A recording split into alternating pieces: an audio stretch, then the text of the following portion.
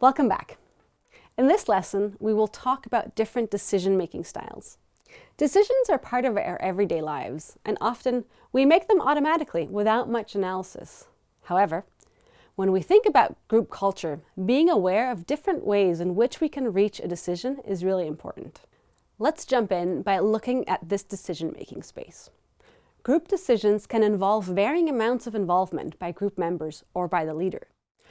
We can use this continuum of decision-making styles to categorize the ways in which we make decisions. On the bottom axis, we have the amount of time that it takes to reach a decision. This increases from left to right. On the vertical axis is the level of group ownership. At the bottom, a group leader decides by themselves. At the top, all group members are actively involved in the decision-making. This plot exemplifies that there are all kinds of ways in which you can reach a decision. But how you get there can have important implications for team culture. Think about this scenario. If a leader decides something on their own, some big decision, where everyone in the group feels like they should have had a say, then people on the team might feel unheard, excluded, or superfluous. On the other hand, if one involves a large group in a long conversation over a decision that everyone feels the leader should have made alone, then team members might feel disconnected, bored, or uninterested. All of those things can affect team spirit and group culture. One thing that we want to highlight in this context is the best way to reach a certain decision can change at any time and depends on the group context, even for the same question at hand. So what works one day may not be the best option the next day. Let's take a brief look at these categories. In the bottom left, we can find decisions that are made largely by a designated leader. In the most extreme cases, for what we call directive decisions, the leader just makes a decision and then informs the group. Such a decision is very quick to make, but the process doesn't give group members any power. And so depending on what the decision is about, one may ultimately end up with less group buy-in. Alternatively, consultative decisions solicit some input from the group to inform the directive decision. This can be done in two ways. The leader might make a tentative decision, then check in with group members before making the final call. Or one could first gather group input and then make a decision based on the input that has been solicited. If you do this, it's important to let the group know you want some input to inform the decision, but that you plan to retain the decision-making power. As we move up towards the upper right corner of this graph, we get into the space where decisions are going to take more time to make, but they also give the group more ownership of the process. One simple way to involve the group is to have everyone vote. If you choose to use voting, remember to define what majority is required to go forth with a decision. Is it enough if half the group plus one are in favor of a decision? Or does it require a larger majority, say 3/4?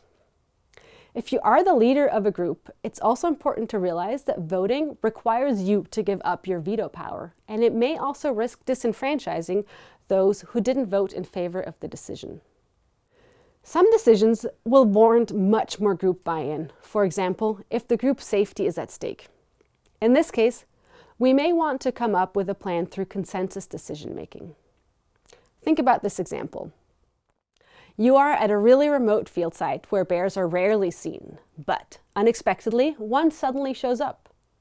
You did not prepare for this eventuality, and your team lacks bear fences and bear-proof food storage containers. The bear disappears again, but you clearly detect a certain nervousness among team members. You now have a few options. You could keep going as if nothing happened, assuming that the bear won't come back. You could also cancel the whole field campaign. Or you could call for a helicopter to fly in necessary equipment, though this comes at a high price to the research project. This could be a discussion where you want to bring the whole team together to reach consensus so that everyone can voice their opinion. In order to do this in an effective way, we need to create an environment in which meaningful and open conversations can take place and everyone feels heard. Only then can the group jointly come to a decision that every group member supports. In the next lesson, we will talk in depth about using debriefing as a strategy for implementing such a group environment. Consensus can be truly challenging, especially with large groups, and the feasibility also depends on group dynamics.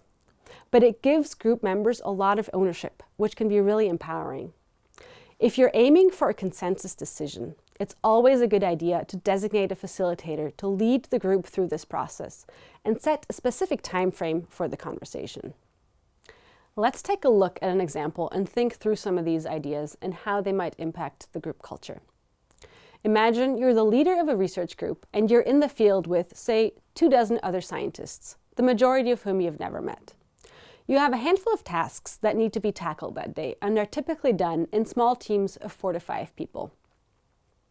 Now, by far the fastest would be to simply make a directive decision and assign people to groups and tasks. This would be quick, but definitely wouldn't allow you to take into account people's desires, concerns, needs, or skills. This seems like a point where it could be helpful and beneficial for the empowerment of the group and overall group dynamic to get input in a more consultative way. You could gather information about preferences, such as who everyone might want to work with or not.